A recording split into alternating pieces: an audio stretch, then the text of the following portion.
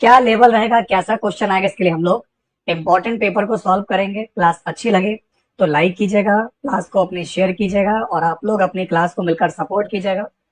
तो आइए शुरू करते हैं क्लास को और देखते हैं आज का पहला सवाल। मेरे साथ इस समय जो है यहाँ पर संजना, है ना, पांडे और संदीप प्रजापति, सुनील कुमार मिश्रा, सब लोग जुड़ चुके हैं। सभी का मैं वेलकम करता हूँ। आइए पहला सवाल देखिए। उस व्यक्ति को चुनिए जो आपका एक समान समूह से संबंधित ना हो। सबसे डिफरेंट कौन है? Thomas Alva Edison, Alexander Graham Bell, Virat Kohli, Albert Einstein. तो आप देख पा रहे हो यहाँ पर सारे लोग साइंटिस्ट हैं। इन साइंटिस्टों के बीच में हमारे विराट भैया का क्या काम, समझ रहे हो आप लोग? तो इसका मतलब आपका राइट आंसर हो जाएगा option B, Virat Kohli. Because क्योंकि तीनों वैज्ञानिक हैं, विदेशी हैं, जबकि विराट कोहली का संबंध आप जानते होंगे क्रिकेट से। ठीक है, आइए अब देखो यहाँ पर चार विकल्प आपको दे रखे हैं, जिसमें आप देखोगे तीन तो आपके समान है, एक आपका डिफरेंट है। तो डिफरेंट का जो है बताओ सबसे डिफरेंट क्या होगा, बताइए क्या डाउट है आपका? यहां मैं देख पा रहा हूं इस तरीके से water image, water image, water image, लेकिन ये इन्होंने सेम बना दिया, है ना? ये गलत आपका। अगर एन ऐसे बना रहे पानी में, अगर आप देखोगे पानी में इसकी सूरत, है ना, सूरत यह इसकी ऐसे देखेगी इस प्रकार से। तो सी वाला डिफरेंट है, बट सी ऑप्शन ए में दे रखा है, इसलिए आंसर सी है, option A. Sir group D का एग्जाम डेट फिक्स हुई। अब देखो 720 रुपए को A B C D E में इस प्रकार बांटा जाता है कि उनके द्वारा प्राप्त धनराशि आरोही क्रम में और समांतर श्रेणी में थी। यानी आरोही क्रम छोटा बड़ा बड़ा बड़ा बड़ा और समांतर श्रेणी यानी एपी में दे रखा है। तो बताओ ई को ए से 40 रुपया ज्यादा प्राप्त हो रहा है, तो बी को कितना रुपया मिला होगा? तो डेट पूरी ना, 1 करोड़ बच्चों का पेपर कराना है, 1 करोड़ बच्चों का पेपर कराना, तो टाइम लगेगा, 2 महीना लगेगा कम से कम। ठीक है, आपका पेपर जुलाई अगस्त सितंबर 3 महीने चलेगा लगभग लगभग। इन 3 महीने में 2 महीने तो चलना ही चलना है। देखो जैसा 40 दे रखा है, टोटल 5 लोग हैं, 5 अट्ठे 40, 10 10 के हिसाब से बढ़ेगा।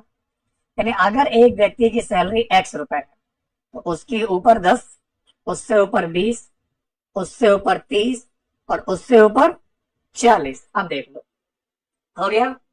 इस प्रकार ये व्यक्ति ए, ये बी, ये सी, ये डी, ये ई। अब मैंने यहां पर इसको आरोही क्रम में लिखा, समांतर श्रेणी है, 10 10 का गैप है, 10 10 20 10 30 10 40, 10 10 का गैप है। हमको बी का निकालना है, कितना रुपया है? अब टोटल 720 दे रखा है। अगर 720 टोटल आपको दे रखा है तो देखो 1 2 3 4 5x, 5x इधर 40 70 80 90 100, 100 बराबर 720, तो x बराबर 124 है। और अगर x बराबर 124 है तो 24 और 10 124। तो ये पूछ रहा है कि बी वाले को कितना मिलेगा, तो बी वाले की वैल्यू 134 आ जाएगी।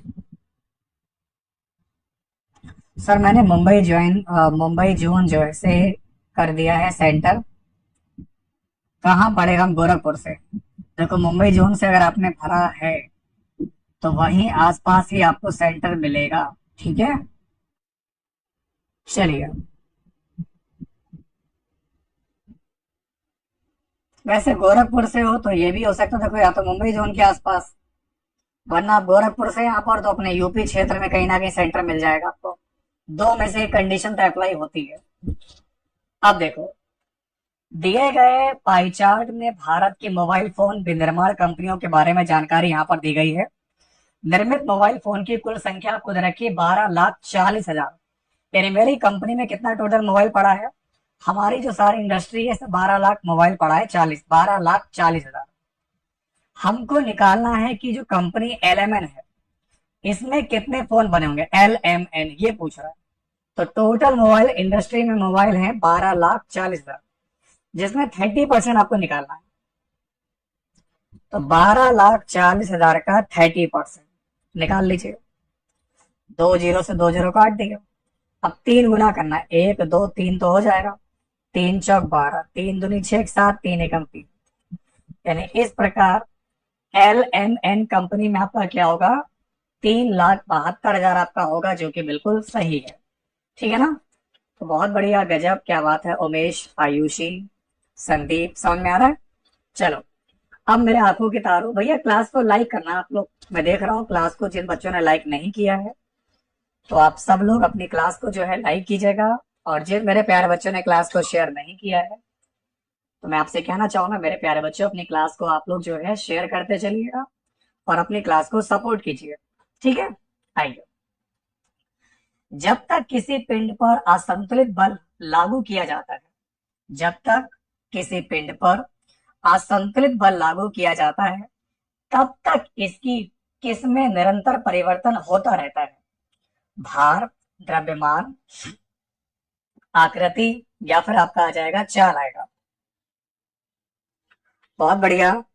तो आपका आंसर आ जाएगा फिफ्थ क्वेश्चन का ऑप्शन डी, यानी कि चाल। निषेचित अंडा युग्मनज, ये किसमें समाविष्ट हो जाता है। निषेचित अंडा जो होता है जायगोट, ये किसमें समाविष्ट होता है। आंसर आएगा आपका गर्भाशय। Very good. तो जिनका आंसर आ रहा है गर्भाशय, बहुत बढ़िया। निम्नलिखित में से कौन से तत्व का रासायनिक प्रतीक लैटिन से लिया गया है, ये बताइए। इसमें कौन सा ऐसा एलिमेंट है जिसका केमिकल जो सिंबल है वो लैटिन लैंग्वेज से लिया गया। एल्यूमिनियम, एल्यूमिनियम, क्लोरीन, कार्बन, या फिर आयरन। देखो, आयरन को बोलते हैं फेरस। आयरन को क्या बोलते हैं, फेरस बोलते हैं। हिंदी में तो हम लोग जैसे इंग्लिश में तो आयरन बोल रहे हैं। तो सेवेंथ क्वेश्चन का जो लोहा है, ये वर्ड है आपका फेरम। और फेरम जो वर्ड है ये लैटिन का है। फेरम वर्ड आपका जो है लैटिन लैंग्वेज का है। तो सही जवाब क्या हो जाएगा, डी वाला होगा, फेरम। क्योंकि बोल रहे हैं आयरन, सिंबल होता है Fe, और बोलते हैं फेरम, ना कि आयरन। बाकी देखो, Cl का मतलब क्लोरीन, एल्यूमिनियम देखो क्लोरीन का क्लोरीन, एल्यूमिनियम का एल्यूमिनियम, कार्बन का कार्बन। लेकिन इसका आयरन का आई नहीं लिख रहे हैं, इसका लिख रहे हैं फेरम लिख रहे हैं। ठीक, तो ये अलग लैंग्वेज का है। फिर देखिए, अब आपको त्रिभुज का क्षेत्रफल निकालना है। आपने 9th क्लास में फॉर्मूला पढ़ा होगा त्रिभुज का क्षेत्रफल ज्ञात करने का। अगर आपको एक त्रिभुज दिया गया हो इस तरीके से, जिसमें कोऑर्डिनेट्स अगर आप जैसे कि जानते होंगे, ये बिंदु ए, ये पॉइंट बी, और ये पॉइंट सी। अगर बिंदु ए के निर्देशांक आपको दे रखे हो x1 y1, बी के निर्देशांक आपको दे रखे हो x2 y2, और सी के निर्देशांक आपको दे रखे हो x3 y3, तो हम लोग बचपन में त्रिभुज का क्षेत्रफल निकालते थे 1/2 x1 y2 माइनस का, है ना, y2 माइनस y3 प्लस का x2 y3 माइनस का y1 प्लस का x3 y1 माइनस y2। ये पढ़ा आपने। तो ये बचपन का फॉर्मूला था, ये नहीं करना आपको, ये बचपन की बातें भूल जाओ। मैंने पहले भी कहा था, इसमें काम करना है केवल किसी एक पॉइंट को जीरो बना दो। एक बिंदु को जीरो बनाओगे, बाकी सब अपने आप लग जाएंगे ना। समझ मेरी बात यहाँ पर। चलिए, बहुत बढ़िया। अब अगर आप यहाँ देखोगे तो 1,2 दे रखा है, यहाँ दे रखा है -4 -3, और यहाँ दे रखा है 4,1। हम क्या करेंगे, किसी एक को जीरो बना लेंगे, हमें मूल बिंदु बनाना है। तो मैंने इसमें से 1 घटाया, इसमें से 2 घटाया। तो सेम चीज, 1 यहाँ घटाओ 2 यहाँ घटाओ, सेम 1 यहाँ घटाओ 2 यहाँ घटाओ, तो ये बचेगा 2 में 2 गया जीरो, 1 में गया जीरो, खत्म होगी कहानी। यहाँ देखो, भूली बिसरी प्रेम कहानी, 3 और 2 -5, -4 -1, ये -5 हो गया। इधर देखा मैंने, 1 में 2 घटाओगे -1, क्योंकि 1 -2 -1, 4 में 3 घटेगा, 3 बचेगा। अब आपके पास बिंदु आ गए, ये आ गया पहला 5, -5, और इधर देख रहे हो 3, -1। बाहर वाले की बाहर से गुणा, जैसे कि 5 एकम 5, अंदर वाले की अंदर से गुणा, तो 5 तिया 15, और 5 एकम 5, तो ये देखो 5 एकम 5, माइनस माइनस प्लस हो गया, और 5 तिया 15, माइनस का 15 दे रखा है। बाहर डिफरेंस का सिंबल आधा करना है, तो 15 माइनस माइनस प्लस 20, और 20 का आधा कितना आ जाएगा। इस प्रकार इसका क्षेत्रफल आएगा 10 यूनिट। क्लियर। तो जिन दोस्तों का क्लास में आंसर आ रहा है 10 यूनिट, बिल्कुल सही है। 18 में पत्रकारिता के क्षेत्र में लाइफ टाइम अचीवमेंट के लिए रेड इंक पुरस्कार के लिए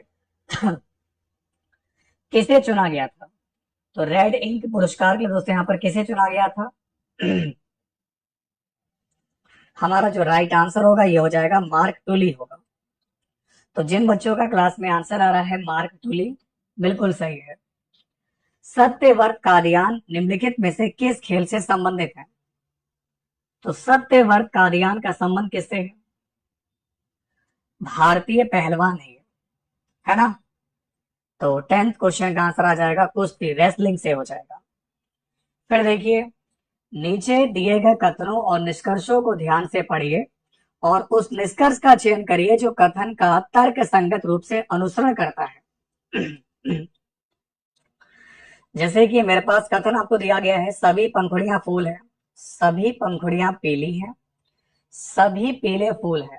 निष्कर्ष आपको दे रखा है सभी फूल पीले हैं और सभी पीले पंखुड़ियां हैं। अब यहां पर अगर आप देखोगे तो ये भी ए है, ये भी ए है, ये भी ए है।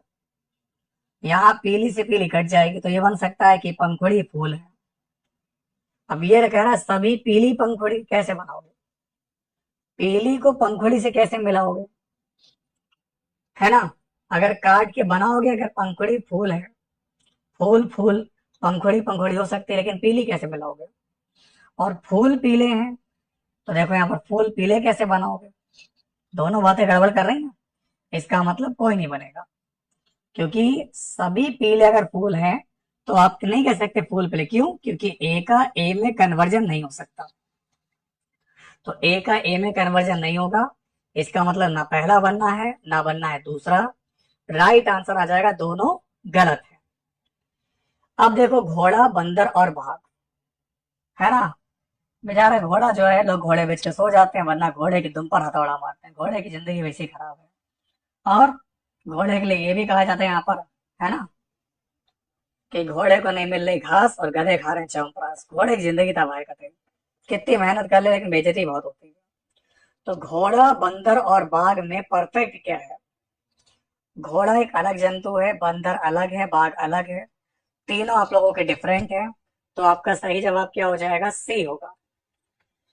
इसके बाद देखिए, एप्पल के बाद 900 बिलियन डॉलर बाजार पूंजीकरण तक पहुंचने वाली दूसरी कंपनी कौन सी बनी है? अमेजन, गूगल, फेसबुक या वॉलमार्ट? ये बताइए, है ना? तो देखिए, 14 क्वेश्चन की बात करेंगे तो 14 क्वेश्चन का आंसर आएगा अमेजन आएगा। एप्पल के बाद 900 बिलियन डॉलर बाजारी पूंजीकरण तक पहुंचने वाली दूसरी कंपनी बनी थी हमारी, अमेजन बनी थी। अब देखिए, आप लोग दिए गए प्रश्न को ध्यान से पढ़िए और निर्णय लीजिए कि निम्नलिखित में से कौन सी सूचना इस प्रश्न का उत्तर देने के लिए पर्याप्त है। जैसे हमको निकालना है एंगल ए सी बी का मान, तो ये ए, ये सी और ये बी, तो ये एंगल कितना होगा? अब निकालना आपको यहाँ पर। अब इसके लिए आपके पास दो बिंदु हैं, एक तो ये चित्र दे रखा है नंबर पहला, और दूसरा स्टेटमेंट आपको दे रखा है कि एंगल डी का मान 60 है, एंगल डी का मान 60 है। तो यानी इस सवाल का जवाब देने के लिए मुझे दोनों बिंदु, मुझे पहला चित्र भी दिखना चाहिए और एंगल डी का मान पता होना चाहिए। क्यों? इस सवाल का आंसर बी वाला का क्यों पूछो? क्योंकि मैं बता चुका हूं, एक जीवा से उसकी एक साइड में खींचे गए जितने भी एंगल होते हैं बराबर होते हैं।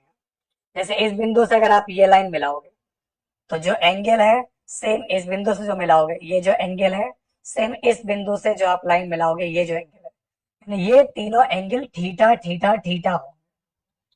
तो एक जीवा से वृत्तखंड के एक ओर बने कोण, जितने भी कोण होंगे सारे बराबर होते हैं। याद कर लो, एक वृत्तखंड के सभी कोण इक्वल होते हैं। एक वृत्तखंड के सभी कोण इक्वल होते हैं, चाहे वृत्तखंड मान लो चाहे जीवा मान लो, बात एक ही है। ठीक है, चलिए।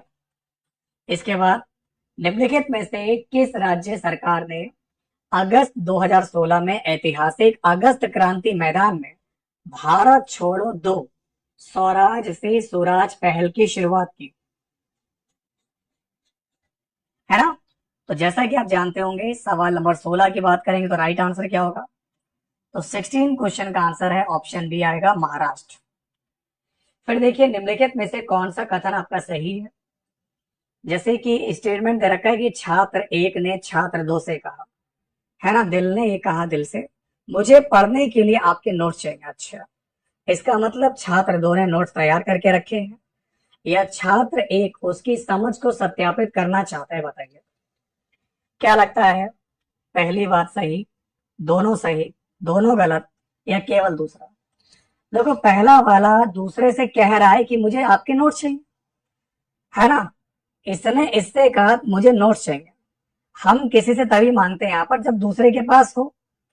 हम पंकज से तभी कहेंगे बेटा यहाँ पर कि पंकज बेटा तुम्हारी फीस जमा नहीं है, मैंने तुम्हें जो है उस दिन मोमोज के ठेले पर देखा था, तुम्हारी फीस नहीं आ रही है, मुझे पता है इसके पास पैसे हैं, तभी तो मैं मांगूंगा कि बेटा फीस जमा कर देना। लेकिन मैं ये नहीं देख रहा हूँ कि मैं यहाँ पर उसकी समझ को सत्यापित नहीं करना चाह रहा हूँ, इससे कोई मतलब नहीं है। लेकिन हाँ, हम किसी से तभी मांगेंगे जब सामने दिखेगा मुझे। तो केवल और केवल पहला वाला मुझे लगता है राइट है। तो 18 क्वेश्चन का आपका आंसर क्या हो जाएगा, ए आएगा, ओनली फर्स्ट। ठीक है। फिर देखिए एक विवादित फिल्म आई थी पद्मावत। पद्मावत में अलाउद्दीन खिलजी का किरदार किसने निभाया था, ये बताइए। पद्मावत में अलाउद्दीन खिलजी का किरदार जो है किसने निभाया, बोलिए। तो देखिए दोस्तों इस सवाल की बात करेंगे रणवीर सिंह ने, है ना। तो राइट आंसर आपका क्या हो जाएगा, रणवीर सिंह हो जाएगा। चलिए अब ये सवाल देख रहा हूं कि ये सवाल देखने में कितना मुश्किल है, 1 सेकंड का जवाब है। कैसे, तो सवाल नंबर 20 का आंसर आएगा अरे ये क्या हुआ, कैसे हुआ, कब हुआ। महेंद्र ठाकुर फॉर्मूला याद है, भूल गए। हमने आपको एक बात बताई थी कि a cube plus b cube plus c cube बराबर आपका होता है 3abc, फॉर्मूला है। कब, अगर ए बी और सी अगर तीनों को जोड़ने पर 0 है, अगर ए प्लस बी प्लस सी तीनों को जोड़कर 0 आ रहा है, तो याद कर लो ए cube B cube C cube 3abc के बराबर होता है। अब a माइनस बी को आप x मान लो, b माइनस सी को y और c माइनस ए को z मान लो। नीचे आपको दे रखा 3abc। अगर अगर आप सबको जोड़ो तो जैसे x प्लस का y प्लस का z सबको जोड़ो, तो ये लिखा है x का मान हो जाएगा a minus b, y b minus c और z दे रखा है c माइनस ए। तो a से a काटा, b से b काटा, c से c काटा, तो x y और z 0 हो गया। और अगर x y z 0, इसका मतलब ऊपर वाला कितना, 3x y z, तो ऊपर आएगा 3x y z। नीचे क्या लिखा है, नीचे में लिखा है 3x y z, कट गया, 3 एकम 3, 1 बचेगा। बोलिए कोई दिक्कत, हमने इसको x मान लिया, a minus b x, b minus c y, c minus a z. अब लगाओ, ऊपर काटा नीचे काटा, 1 बचा, 3 एकम 3। चलो भाई, पश्चिम की ओर से देखे जाने पर पूरब से पश्चिम की ओर बहने वाली धारा के साथ एक क्षैतिज विद्युत रेखा के नीचे किसी बिंदु पर चुंबकीय क्षेत्र की दिशा क्या होगी, दक्षिणावर्त, धारा प्रवाह के समांतर, वामावर्त या फिर धारा प्रवाह के लंबवत, ये बताइए। तो आपने पढ़ा होगा दोस्तों यहाँ पर 21 क्वेश्चन में वामावर्त, दाएं हाथ के अंगूठे के नियम के मुताबिक चुंबकीय धारा की दिशा एंटी क्लॉकवाइज होती है, एंटी क्लॉकवाइज जिसको कहते हैं वाम आवर्त। क्लियर, वेरी गुड, बहुत बढ़िया। नेक्स्ट देखिए, निम्नलिखित श्रृंखला का अगला अक्षर क्या होगा, ये ज्ञात कीजिए। इस सीरीज का आपको नेक्स्ट स्टेप बताना है, जैसे कि आपको दे रखा है सी डी एफ आई। यहां देखो क्या है, 3 1 4 6 9, क्या चल रहा है, 3 1 4, 4 2 6, 6 3 9, तो 9 और 4 13 है। तो 13 का मतलब क्या होता है, इजोटी एम। 13 का नंबर क्या होता है, एम होता है। तो आंसर आपका क्या आ जाएगा, एम आएगा। कोई बल 1 किलोग्राम पिंड की गति को 4 मीटर प्रति सेकंड से 8 मीटर पर सेकंड तक बढ़ा देता है। तो इस प्रकार बल के द्वारा किया गया काम कितना जूल होगा। अब आप दोस्तों बताएंगे इस प्रकार बल के द्वारा किया गया काम आपका कितना जूल होगा। चलिए यहाँ पर हम लोग जो कार्य का फॉर्मूला लगाएंगे, क्या लगाएंगे, कार्य बराबर हाफ एम और वी स्क्वायर की तरह लिखेंगे यहाँ पर v1 का स्क्वायर डिफरेंस v2 का स्क्वायर। ये कॉन्सेप्ट लगेगा। क्लियर। अब आप लगाओ 1/2। द्रव्यमान कितना दे रखा है आपको 1 kg और v2 कितना दे रखा है आपको 8 का स्क्वायर और v1 कितना दे रखा है 4 का स्क्वायर। सॉल्व करिए। 1/2, एक एकम एक कट जाएगा, 8 का 64, 4 का 16 कट गया, 64 16 बचेगा 48, 14 6 8 5 48 और 48 का हाफ निकालना है तो 48 का आधा हो जाएगा 24 जूल। यानी कि जिन बच्चों का क्लास में आंसर आ रहा है 24 बिल्कुल सही है। इस प्रकार दोस्तों जो हमारा बल द्वारा किया गया काम क्या होगा, बल के द्वारा किया गया काम पिंड में संचित गतिज ऊर्जा के बराबर होगा। तो मेरे प्यारे आंखों के तारों, अगर आपका आंसर आ रहा है ठीक 24 बिल्कुल सही है। समझ में आई बात। चलिए भाई,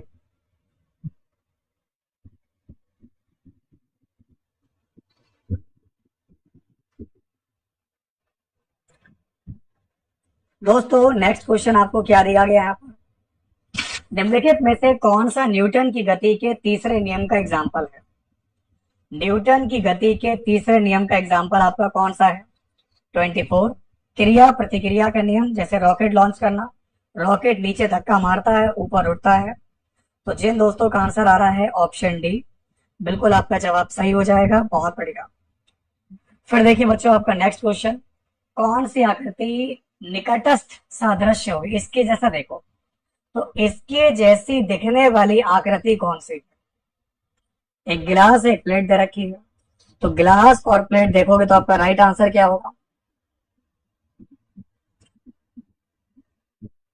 ठीक है,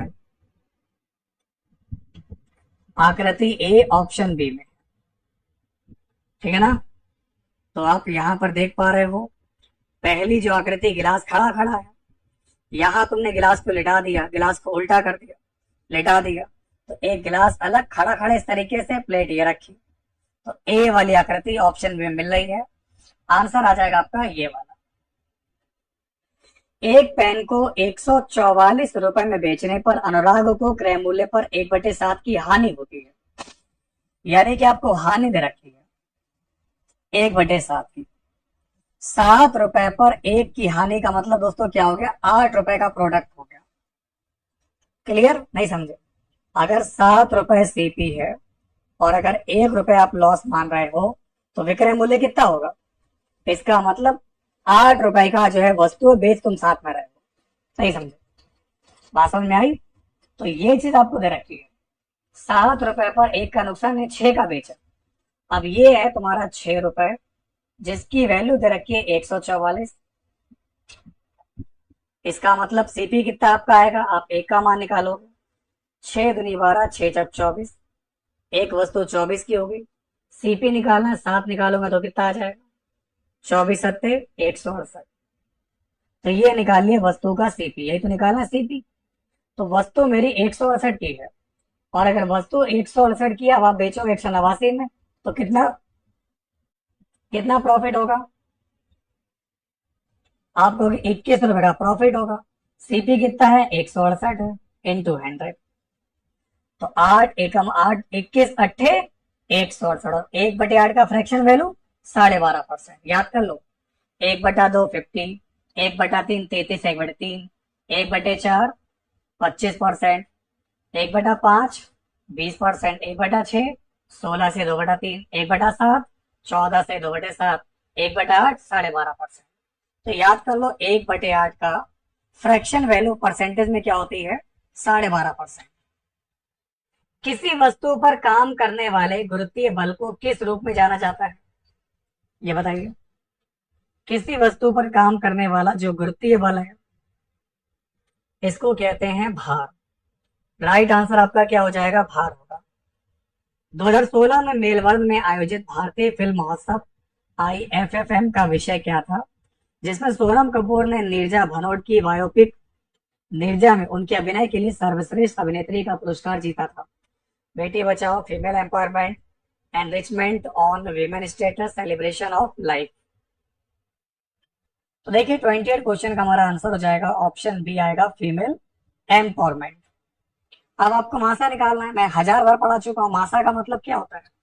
अगर कभी भी नंबर आपको फ्रैक्शन फॉर्म में दे रखा हो तो ऊपर वाले का जो पूछ रहा है ऊपर के साथ कर दो, यानी 2, 8, 10 और 32, तो कॉमन 2 ही रहेगा। यानी अगर आप इसका मासा निकालोगे 2 ही रहेगा। क्यों? 2 एकम 2, 2 से 8, 2 से 10, 32 सब कट रहा है, 2 ही रहेगा। नीचे वाले का लासा 27 लोगे तो 3 आ गए, 9 आ गया। 27 में 81 भी आ गया। अब 3, 9, 27, 81, इसका निकाल लासा, लासा 81 आ जाएगा। बस आंसर क्या आएगा? 2/81। बोलिए कोई दिक्कत? तो उमेश का जवाब बिल्कुल सही है, वेरी गुड। संदीप प्रजापति ने बिल्कुल सही जवाब दिया है। महेंद्र बेटा गलत हो गया। 1000 बार मैंने पढ़ाया आपको कि जो पूछेगा वो ऊपर वाले के साथ, जो नहीं पूछेगा वो नीचे के साथ।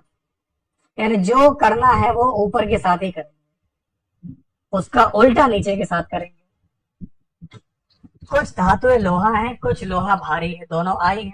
और आई वाले से कभी ए आना ही नहीं। तो आंखें बंद करके जो मैंने 1 सेकंड में जवाब दिया वो तुम ही हो, क्योंकि कोई नहीं किसी का। यानी आंसर आएगा नन, क्योंकि दोनों आई है। सोचो क्या आई से ए आ जाएगा? कदापि नहीं आ सकता। कुछ से कभी सभी नहीं हो सकता। समझ रहे हो?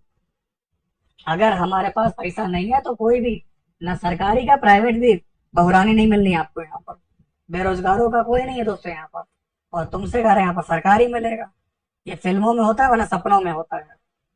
आइए, जब कोई वस्तु वृत्तीय पथ पर गति करती है, अब समझो एक सवाल आपको यहाँ पर क्या दिया गया है कि जब कोई वस्तु वृत्तीय पथ पर गति करती है तो घूर्णन करती हुई वस्तु पर केंद्र की ओर लगने वाला बल कहलाता है। ये बताइए। इसको कहते हैं अभिकेंद्रीय बल। इसको दोस्तों क्या बोलते हैं? अभिकेंद्रीय बल कहते हैं। कौन सा बैन आरेख निम्नलिखित के बीच के संबंध को सही ढंग से दर्शाता है? जैसे कि वेल, जहाज और महासागर।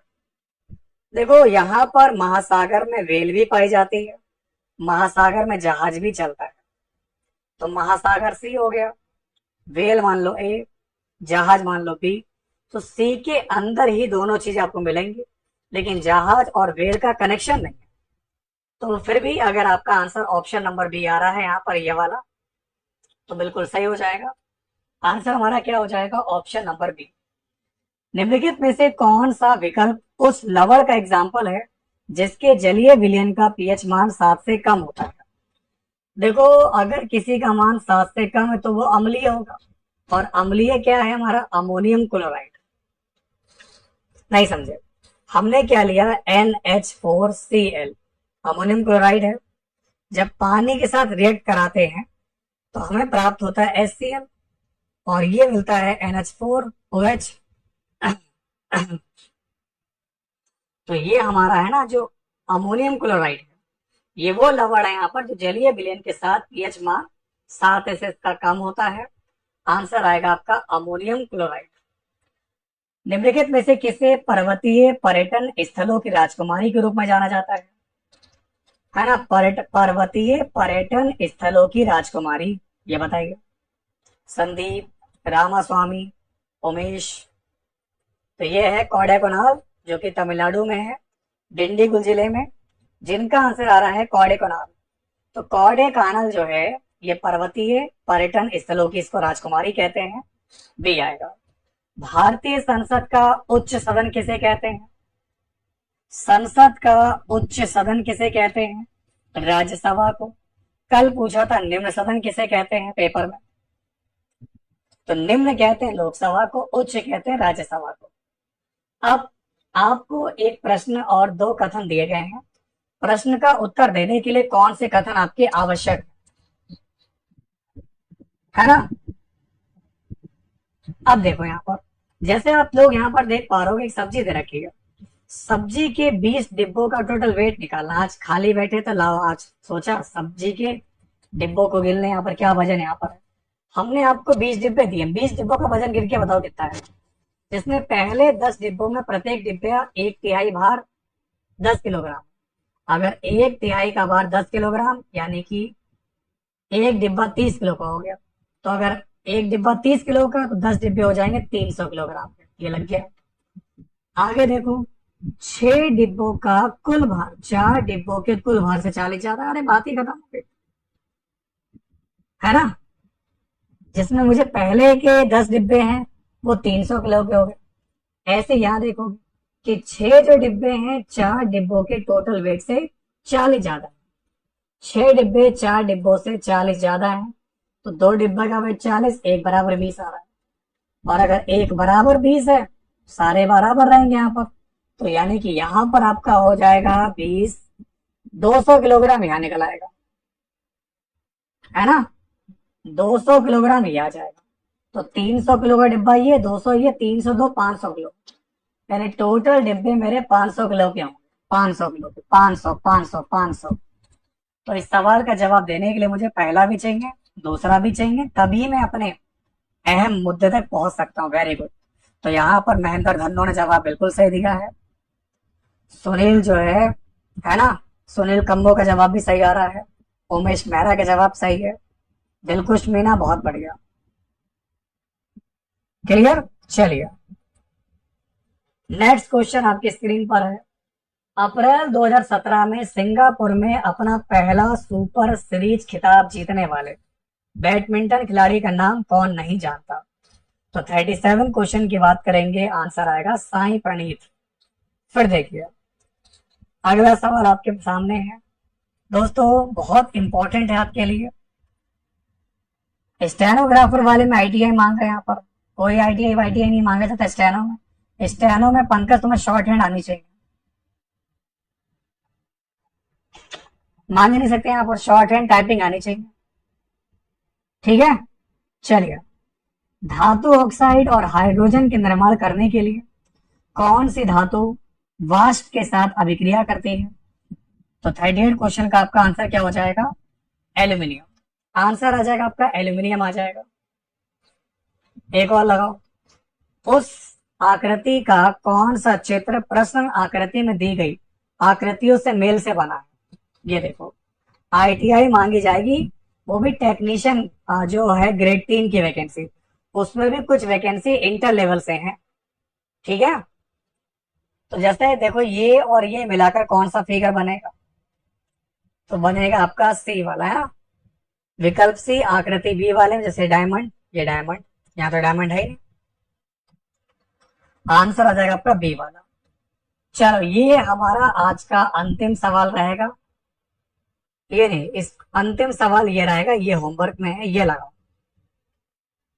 देखो, जब हम लोग डिवाइड का साइन हटाते हैं, मल्टीप्लाई लगाते हैं, 7/16 ये डिवाइड है, हटाएंगे मल्टीप्लाई लगाएंगे, तो 28 और 32 पलटी मारेगा, 32 ऊपर 28 नीचे। फिर डिवाइड का साइन हटाओगे, मल्टीप्लाई लगाओगे, तो 4/8 का पलटी मारेगा, 8/4 होगा। अब सॉल्व करिए, है ना। आईटीआई बोला है स्टेनोग्राफर के लिए। अभी मैं दिख रहा हूँ, अभी बस ये क्वेश्चन करवा दूं, अभी मैं गूगल पे तुम्हें चेक करके दिखाऊं। 7 चौक 28, 4 से काटे यहाँ पर 4 दूनी 8, 4 अट्ठे 32 एंड 8 दूनी 16 कट गया हमारा। तो सब कुछ कट रहा है, क्या बच रहा है हमारा, एक बच रहा है। यानी कि जिन बच्चों का क्लास में आंसर आ रहा है एक, बिल्कुल सही है।